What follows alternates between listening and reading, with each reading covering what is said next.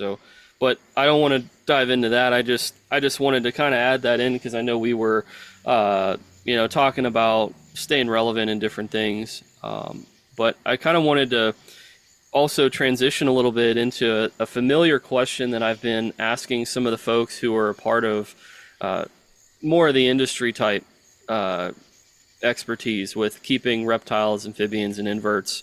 So I had somebody on who was actually from a pet store from Michigan last episode, and I asked him what are his thoughts on the reptile industry. Is it oversaturated? Are we seeing better pet keeping? Are we seeing more um, responsible pet keepers? Is there too many animals right now on the market where it's kind of like how dogs now are getting left at humane centers rather than in 2020 when everybody was going and buying them.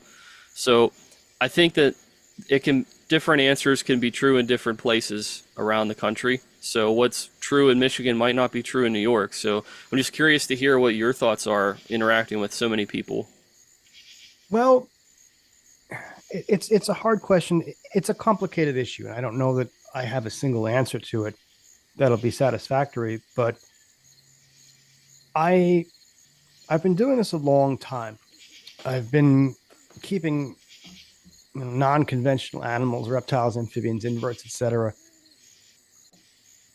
for over like 30 years. Going back into if you had asked me that question the late 1980s and early 90s, I would have said absolutely not. I said it was a completely different landscape than it is now. Is it oversaturated?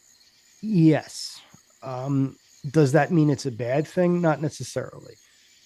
It's nice to see people have access to something that has been a source of joy and enlightenment and positivity. I'm grateful to see it go that direction. Unfortunately, that does come at a cost, but the way that animals were kept 30 years ago is not the same as the way that they are today. And there were people then who did wonderful things that were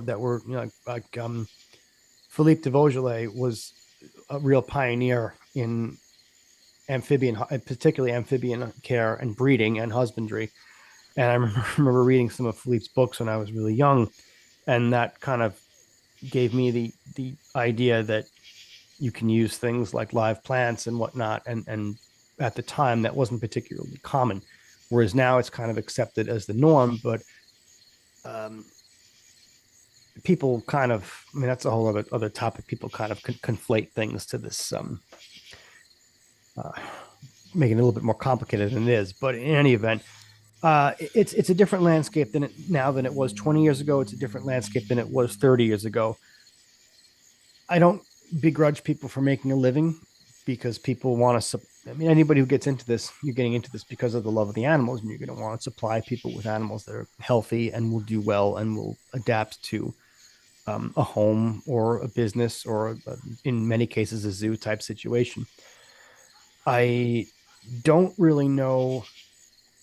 I mean, again, I wish I had better answers for this, but again, the older, like, look, I'm old. The older you get, the more jaded you get, and the more simple you want things to be. So, like right now, I want less animals now. There's been periods of my life where I had a lot, and I really don't have much now, not compared to the way things were. And I feel like that bubble where people wanted to have, you know, check out my video of 100 animals, or I'm gonna unbox this animal that I just got. People aren't doing that anymore. I think in part is because they realize it's way too much for one person to handle, and two, you're kind of making the animals more of a commodity than they need to be. It's one thing to buy an animal and to keep it in your home and to care for it and to enjoy it and to make sure that its needs are met and to make sure that it's beneficial to your life. And it's another thing though if you're just you're just buying stuff to unbox it and make a video. And I feel like that trend is gone now. I feel like people aren't doing the like the animal hoarding videos where they Mm, check out my watch me feed my 100 pets. And don't get me wrong, there are people that do have a lot of animals that can manage it. I know several people who do that, and many of them also kind of breed as side projects, and they're wonderful people. But not everybody can handle that, and having a lot of mouths to feed can go horribly wrong if you if you lose your resources. So for people who were into that, and a lot of the YouTubers, they're not doing that anymore. They're just completely gone. And it's not that they're bad people necessarily. It's just that I think that they got in over their heads. And with the amount of animals that is available now, it's very tempting for people to do that. When you can have pretty much anything on the planet mailed to you overnight, it's very tempting for people. And I feel like longevity in this world gives you the wisdom to understand when enough is enough and to make sure that what you do have is happy. You don't need a room full of 100 frogs to prove that you're great at taking care of them. You can have one tank, you can have one frog, or you can have no frogs. I know plenty of people who've gotten out of the hobby that I'm still friendly with. It just depends on what you can manage. What's manageable for you in your life, and do you want to be something that's going to cause problems for you later on? People who are younger who don't have the again, the extra mouths to feed. I mean, you're grown, you have a family, especially, you have young children, you have old children, whatever. It creates additional responsibilities for you. And maturing in this hobby is understanding that, the animals are going to grow with you. I mean, I have animals that are 22 years old and they're still going, and I'm responsible for them for the rest of my life, for the rest of their lives. So I want to make sure that they're as well taken care of and happy and healthy as possible. And that I'm happy because they're growing old with me. I'm not going to take something on now that's going to live to be 100 years old, because I don't want it to be my, I don't want, I don't want things to end up where they would, like you mentioned before about like dogs and whatnot. People got a lot of dogs, and it's true. There's more dogs in my neighborhood now than ever was. But there's that bubble, during 2020, 2021, people had that empty feeling, and you're getting so inundated by all this stuff going on around you. Well, all right, we'll bring a dog in, and having a dog is hard. I have dogs that they can be difficult, but that's part of the experience, is understanding that, you're responsible for these things. You have to take good care of them. And it's not that it's simple, but it's not always that simple. So, in the most convoluted way of answering your question, which I don't think I did, is there oversaturation? Yes, I do. I think that there's definitely oversaturation. I think that I don't want to say that there's too many animals out there, but I feel like there's too much of everything out there. It's very easy for you to get, whatever you want. I mean, you can order something and have, anything shipped to the house the next day. So I feel like the instant gratification, we kind of have to reevaluate whether that's a healthy strategy if we want to keep this world that we all cherish so much going in a positive direction, which is, I feel like everybody wants, but unfortunately people just lose sight of that. No, I think that's words of wisdom with what you just shared, because you've been through the decades now, ironically, with maybe even the same animals that you started with. But, you've seen a lot of the industry, just like Sean did from the last podcast. He's also probably in his 40s. I don't really know his age, but I'd assume he's probably in his 40s. But, you guys have been, I don't want to say the pioneers, but you guys are now the wiser generation of what happened and where we're going. And you guys have seen a lot of the trends and the how things have changed, all the stuff that's happened. So I think it should definitely be considered with what you said, because somebody who's been around the block and seen everything that's been going on since the 80s, that's really important to to hear and hear you out. So I do take it seriously with what you said, and I do think that it is a little oversaturated in terms of the market and people feeling that everybody is making a difference by breeding a reptile or amphibian. I think now it's to a point where a little bit of it is exploitation, but I don't want to condemn anybody. I'm not here to say like somebody specifically is wrong. It's just it's like dog breeders now. If you want to get a golden retriever or a pit bull or something, like, you probably know maybe 10 places, 15 places to get it.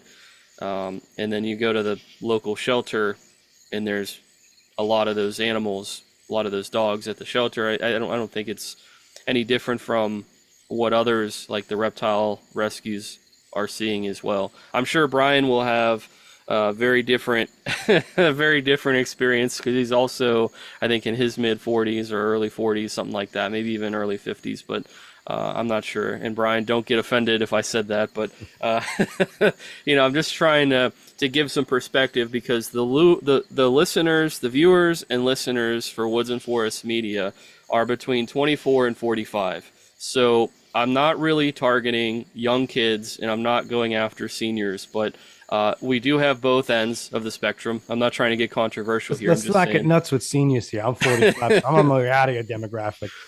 So you just left it, but that's all right. If you watch a few videos, maybe you'll pull it back in. But but realistically, I know the audience that's interested in what we're making, and so your perspective is going to be well received with a lot of more tenured people. I guess I should put it that way. But you mentioned about having limits with enclosures and stuff, and I've said mine is three. A lot of people are like, really, you can only have three, like, but I don't think they understand. I have a 240 gallon. I just got a 135 gallon, and the third largest tank, the 125, is right now vacant. And I have a 101 Exoterra. So if I wanted to have a fourth one, we're gonna explore that. But all I'm saying is, like, I know my limits. Basically three plus a plethora of feeders. But I see you have two enclosures in the background. I mean, where are you at in terms of what you're keeping? How many different tanks do you have? Um, well, right now behind me, there's two to my right and there's two to my left. So those are Exoterras. Those are the 24 by 18s, and then there's some like I think that's like an old 29-gallon tank beneath them. I don't have as many animals as we did when we spoke last. I had some offspring that I parted with, and now I've just got. I mean, the thing is, like the dart frogs are small, so it's not like they're all over the place, but they've got some pretty decent enclosures. With the dart frogs, I've got some one, two, five.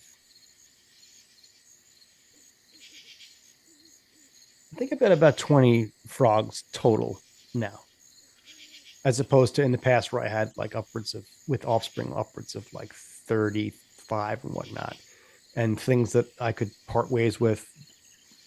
Um, it just I'm not if I have an empty tank, I'm not putting another frog in it. Is basically what I'm getting at. So like I have one tank which is vacant. It's just plants. I'm not putting anything else in there. And some of the animals that needed larger enclosures, I moved them into some of the tanks that were vacant. So rather than have an animal in a smaller tank and rush to fill it, I'm consolidating. So everything is getting bigger enclosures. Everything is getting moved around to be more consolidated. Um, Better lighting, better plants. Not that the frogs really care about plants, but little things like that. And it's just I couldn't imagine having like hundreds and hundreds of tanks. And I know people who do it, and my hat is off to them. But I don't breed. I don't Yeah. breed. I don't breed animals for sale anyway. I'm not interested in selling anything. It's just not my thing. I'm not that type of person. I can't just. Mm. I'd feel responsible for the thing for the rest of its life, even if it belongs to somebody else. The whole concept just kind of weirds me out. But there's people that can do it, and they do it very, very well, and they have a lot of passion for it. But one of the things you mentioned before, we were talking about oversaturation. So reptiles and amphibians often get lumped together because some similarities. They're cold blooded for that term, but they're ectothermic, which for some reason puts them into that same category. But they're markedly different. I mean, we have more in common with reptiles than amphibians do, but part of that comes from the fact that a lot of amphibians are explosive breeders, and poison frogs are not particularly hard to breed. The Eophaga species can be a little bit more challenging, especially as a lot of the larger obligates like Limani and Histrionica and whatnot. That's a different animal. But when you think about like red-eye tree frogs, or I mean any of the agalectinists, once you figure out how to do it, it's not that hard. You're getting hundreds and hundreds of thousands of offspring. Whereas with a reptile that might lay normally, we'll say one clutch of eggs a year, say maybe I don't know. I'm trying to think. I'm not, again, I don't breed, so I really shouldn't speak this like I'm some kind of an expert. But let's just say that you have a snake that breeds once a year and it gives you a clutch of, say, 15, 20 babies. All right, that's the whole thing for the year. With frogs, you can get thousands of them, and it's very, very easy to recover, um, and saturate the market because you have something that has just such a high level of fecundity that it can, they can repopulate the earth, which is in part also why amphibians are particularly resilient. You'd sent me an article earlier about frogs and Chernobyl, which was the site of a nuclear meltdown, for lack of a better word. And I caught a documentary recently about it, and the radiation levels are not safe for human habitation and probably won't be for God knows how long. But some animals have returned to the area and they've adapted to it. And certain frogs are showing less and less levels of radiation. And what people don't realize is that's it. That's the article. What people don't realize is amphibians have the potential to be extremely resilient. And there's a narrative out there that there's this massive amphibian extinction event that's underway. And in part, that is true. There are a lot of factors at work that are reducing amphibian populations, but at the same time, there are a lot of success stories. And as much as this is kind of a weird one, it is worthwhile to mention that they are capable of rebounding. I mean, not all of them have the same reproductive strategies, and some of them have always been rare, but it's not outside the realm of possibility that amphibians will be able to recover if we take appropriate steps to manage that recovery and give them the space that they need. And in this case, we really didn't have to do much. We basically created a nuclear nightmare, and they were able to adapt to that and thrive. So it's not outside the realm of possibility that there won't be a positive outcome with amphibians. I hate to see people constantly use that logic that everything is on the way out. There's just thousands of species of amphibians, and many of them have different life cycles. Some of them are more prone to disease than others. I mean, for example, the American bullfrog can be a vector for chytrid and not suffer any significant symptoms from it, whereas Atelopus it's lethal to Atelopus, which is if anybody's not familiar, Atelopus is a genus of toads in Central and South America, and they were the ones that were particularly devastated by chytrid, which is a fungus that, just to put it simply, it basically attacks the skin of many species of amphibians and it kills them. It's become a problem also in Europe with fire salamanders. And again, everything is not going to be a catastrophe. Everything is not a failure. And what we're dealing with bee sal in Europe is pretty bad. And it's particularly hitting this one species of fire salamander, or the species of fire salamander. But in other parts of the world and in other circumstances, amphibians as a whole are actually doing particularly well, to the point where some of them are even becoming invasive. I think it's the golden bell frog in Australia, which is, I think they're having problems over there. I think it's like significantly, I wish I had the stats. I apologize, but I know that its population is in trouble. I don't know if the IUCN status, but they became invasive in New Zealand. And to my knowledge, they're actually thriving in New Zealand, which is weird, but that's the point. Is given the right circumstances, they do have the power to be resilient and to survive, as long as we're cognizant of what's working and what's not. That's really interesting. So we, in the last podcast, actually talked about the green and golden bell frog from Australia. We did. That's right. And what was interesting, even... Oh, wait, you did. I'm sorry. You did. I think you were on a podcast, though, when we did talk about it. But we did, yeah. Most recently, we also talked about it with the frog saunas. And so basically, they're critically endangered in Australia, and their population has declined by like 80% or more. But yeah, and it seems like the people in New Zealand don't care that they're there. I think they're like not a nuisance, from my understanding. I could be wrong. If anybody is watching from New Zealand, let us know what your thoughts are on the bell frogs invading. But it's a critically endangered animal where it lived, so that's a really interesting take.